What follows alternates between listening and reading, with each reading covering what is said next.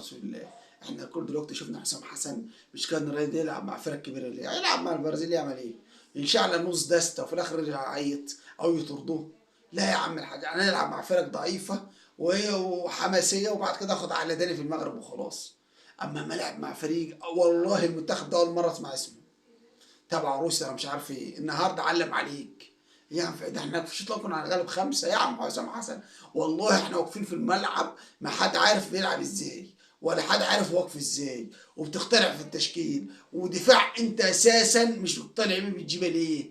دفاع نادي الزمالك ومنزل لنا رامي ربيعه والاهلي طرده ومحمد هاني لعبه دفاع وحمدي دي لعبه دفاع. احنا مش احنا عارفينه. طب وصبحي مش الشناوي مصاب ومنزل لنا صبحي. يعني انت ما صبحي لسه ما مشيش على راسها من الاهلي.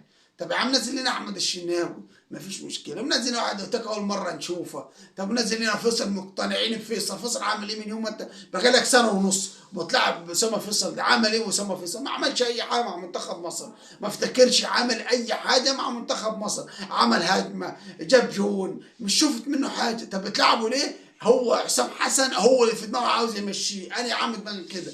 تقعد مع المنتخب وتسمع المنتخب تحس المنتخب بيلعب كوره؟ لا، تحس هو بيلعب 3-4-2 بيلعب مش عارف ايه 3-5-2. مش تحس ان المنتخب بيلعب زي ما تعرفش. هو حسام حسن بيقول لهم ايه اللي انتوا تلعبوا وزي ما تيجوا وزي ما تعملوا واللي انتوا شايفين اعملوه. انا بس قدام الكاميرا افضل احرك درعاني والعب حماسي. يا عم حسام حسن بالله عليك ما الكوره مش فيها اختراع، الكوره فيها علم. يعني مش تخترع هنا ابص انت خد منتخب مصر بالعافيه وجاي دلوقتي تسيب نفس ميتين ابونا.